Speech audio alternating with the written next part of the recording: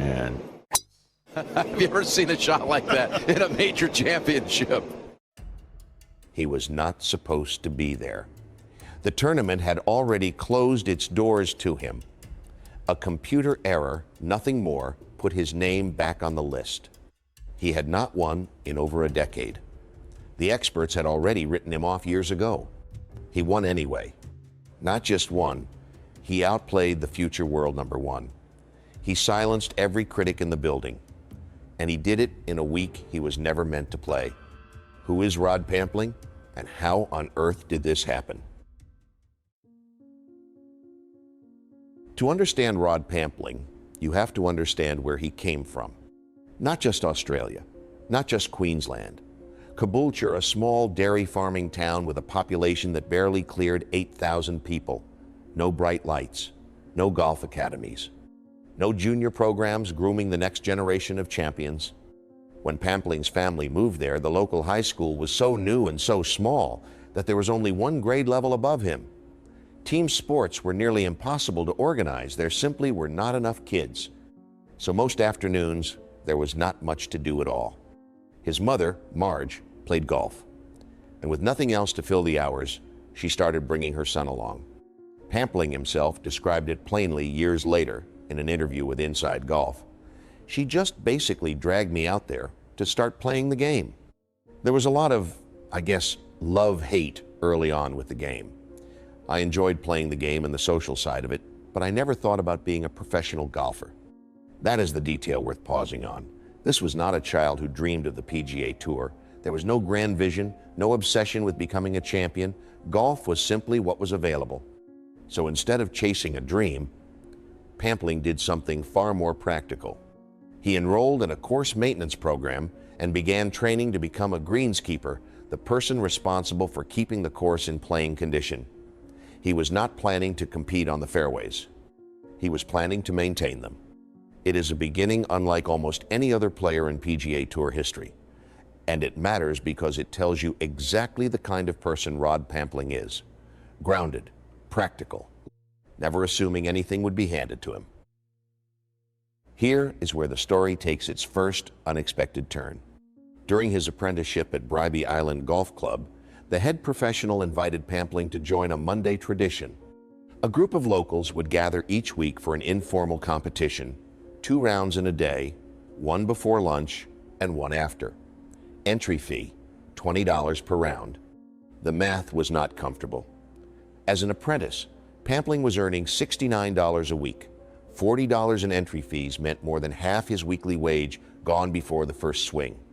He remembered it clearly in conversation with Inside Golf. It cost you $20 to play, and as an apprentice, you're making $69 a week. So every Monday, it cost you $20 in the morning and $20 in the afternoon, so there wasn't a whole lot of money left over. He played anyway, and the first time he entered, he won. The prize was $210, 3 times his weekly wage, in a single afternoon. To win the first one, I think it was like $210 I won. I was just like, wow, I like this. That was kind of the starting point that got me hooked into the game. Thankfully, it kept getting better. That was the moment. Not a dramatic revelation, not a speech from a coach, just a young man with $69 a week discovering that his golf game could be worth something. He turned professional in 1994. The greenskeeper picked up a tour card instead. 5 years into his professional career, Rod Pampling walked onto one of the most feared courses in golf history and did something nobody expected. It was the 1999 Open Championship at Carnoustie, Scotland. The field included the best players on the planet. Pampling was largely unknown outside Australia, had played only sporadically in competitive events that year, and had no business being near the top of the leaderboard. Round 1. He shot 71. He was leading the entire field. Not leading a group, not leading his section, leading the whole tournament. A virtually unknown Australian greenskeeper turned professional was at the top of the board at a major championship. What happened next became one of the most stunning collapses in major history. Round 2, 86, 15 shots worse. He missed the cut by a wide margin. In that moment, Pampling became the first player in recorded history to lead a major championship after round one and then miss the cut, a record nobody wanted to hold. Speaking to the Baltimore Sun during that tournament, Pampling had already shown an awareness of the psychological trap waiting for him. You're likely to be too excited playing in the British Open, so I try to slow things down and stop myself from reacting too much. She watches how I am handling myself on the course. If I have a problem, we talk about it. The she he was referring to was his wife, Angela, a clinical psychologist who had already become his most important sounding board on tour. But here's the part that defines Pampling's character. He did not go home to lick his wounds. He did not take a break. Almost immediately after Carnoustie, he made a decision that would change the entire direction of his career. He packed his bags and moved to America. Starting over in a foreign country is hard. Starting over in a foreign country with no guaranteed income, no established network, and a tour card you have not yet earned that is something else entirely. When Pampling and Angela arrived in America around 2000, they had very little to lean on. What they did have was a friend. Phil Tatarangi, a professional golfer from New Zealand who had already spent several years navigating the American tour circuit, opened his home to the Pamplings during those early months. It was a simple act of generosity that Tatarangi later described with quiet warmth. My wife and I were so lucky to have people offer for us to stay with them and treat their home like ours. We didn't think twice to offer that to Rod and Ange to do the same thing, passing on the same opportunity to get your feet on the ground when everything seems so foreign. From there, Pampling ground his way up methodically. The Hooters Tour first, then the Buy.com Tour, the official developmental circuit, one level below the PGA Tour. He did well enough in his second season to earn promotion to the main tour. And in 2004, in his 121st start on the PGA Tour, Rod Pampling won for the first time, the International in Colorado, a tournament using a unique points-based scoring system that rewarded aggressive play. The former greenskeeper from Caboolture had arrived. 2 years after his first victory, Pampling arrived at Bay Hill Club in Orlando for the Bay Hill Invitational, one of the most prestigious events on the PGA Tour calendar, hosted by Arnold Palmer himself.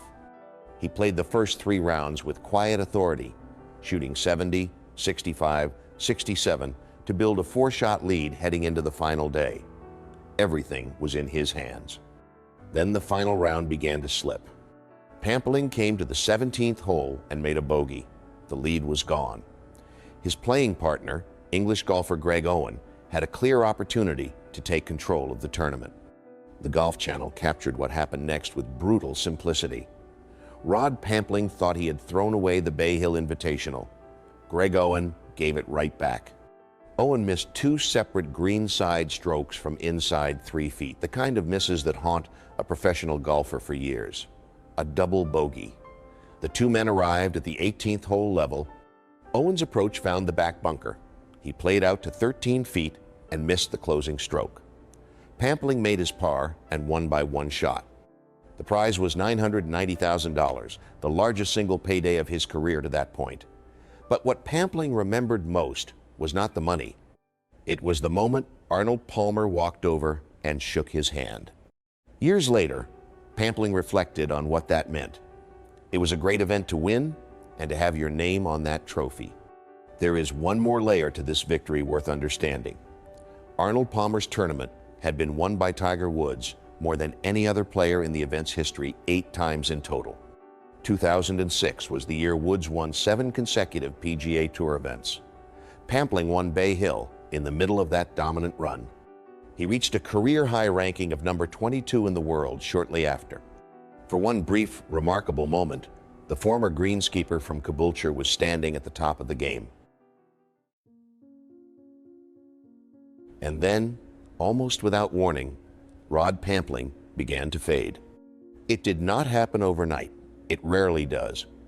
But looking back, the decline that followed his peak years is stark. In 2008, he earned $1.7 million. Still a strong season by any measure. By 2013, that number had collapsed to $110,000. A drop of over 90% in 5 years. The consistency that had defined his best years simply vanished. The top 25 finishes dried up. The cuts became harder to make. The world ranking that had once sat at number 22 began a long, quiet slide into irrelevance. Golf analysts were blunt. One widely read assessment during this period stated plainly, Pampling's better days are definitely behind him. He lost his tour card, regained it by just over $2,000, lost it again the following season, missing the cutoff by 2 spots and $26,617. For 3 years, he alternated between the PGA Tour and the Web.com Tour, the developmental circuit he had climbed out of a decade earlier. But here is the detail that tells you everything about Rod Pampling's character. During 2011, while fighting on limited status and surviving on sponsor exemptions, special invitations from tournament directors who had no obligation to include him, Pampling did something almost no professional golfer ever does. At the end of the season, he personally called every single tournament director who had given him a spot in their field, not an email, a phone call, to say thank you. One of those directors, Greg McLaughlin of the AT&T National, was so moved by the gesture that he gave Pampling a lifetime invitation to his tournament. A man defined by gratitude, grinding forward in the dark. By 2016, Rod Pampling was 47 years old and running out of options. He had spent the previous several seasons earning less than $190,000 a year, a fraction of what a comfortable PGA Tour career looks like. He had clawed his way back onto the main tour through the Web.com Tour finals. But his spot in any given field was never guaranteed. He was, by every reasonable measure, a journeyman in the final chapters of his career. Then a bureaucrat forgot to update a spreadsheet. The Shriners Hospitals for Children Open in Las Vegas had decided to move its date from October to November for the first time. The reason was straightforward. November in Las Vegas means shorter days and less available daylight, making it impractical to manage a large field. Tournament officials agreed to reduce the number of competitors from 144 to 132. The decision was made, the meeting ended, and nobody entered the change into the PGA Tour's computer system. When the system automatically generated the official field, it pulled 144 names, 12 more than intended. Those 12 players received their confirmation and began making travel arrangements. By the time anyone noticed the mistake, it was too late to act. Tournament director Patrick Lindsay confirmed what had happened with disarming honesty. They realized the mistake, but at that point, there was nothing they could do. Rod Pampling was one of those 12 players. Under the correct field of 132, he would not have qualified. Under the accidental field of 144, he was in. CBS Sports later framed the absurdity of it perfectly. Imagine a team that wasn't even supposed to be in the playoffs going on to win. That would pretty much never happen. It happened on the PGA Tour this week. The door had opened by accident. Pampling walked straight through it. Rod Pampling teed off in the first round at TPC Summerlin in Las Vegas and proceeded to play some of the best golf of his life. He shot 60, an 11 under par round that set the course record at TPC Summerlin. On the final hole of that round, he had a chance to shoot 59, a number so rare in professional golf that it carries its own mythology. He did not get there, but 60 was more than enough to seize the lead and announce to the entire field that something unusual was happening. The rounds that followed were quieter, 68, then 71, and heading into the final day, Pampling found himself one shot behind Lucas Glover, a former U.S. Open champion. The window appeared to be closing. Then came the back nine. Glover stumbled. Pampling steadied. After a missed short stroke on the 12th hole threatened to unravel his round, Pampling regrouped with a composure that belied his age and his circumstances. He took the lead when Glover dropped a shot on 17. On the final green, Pampling rolled in a 32-foot birdie from the edge of the green, 2 shots clear of Brooks Koepka. 3 ahead of Glover. Glover himself acknowledged what he had witnessed. Rod played unbelievable after missing a short one on 12, So kudos to him for regrouping and making the strokes he made. Pampling's own words after the round carried 10 years of weight behind them. Obviously, winning Arnold Palmer's event in '06 is still on top, but coming back from what we've had the last few years to get a win under the belt is phenomenal and amazing. Most players would have accepted that win as a final gift from the game and moved on gracefully. Pampling had other ideas. In 2019, after 403 events on the PGA Tour, he played his final full season on golf's premier circuit.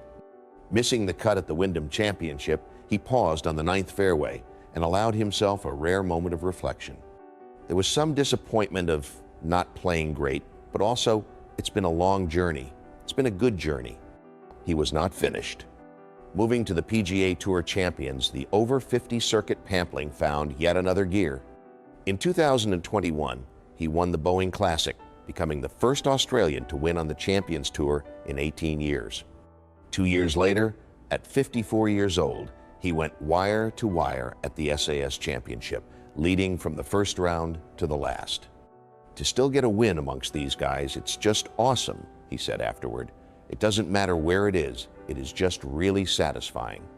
A man who was dragged onto a golf course by his mother, who won his first competition with $210, who climbed, fell, disappeared, and came back more than once. Rod Pampling never became the most famous name in golf, but his story might be the most honest one the game has ever produced.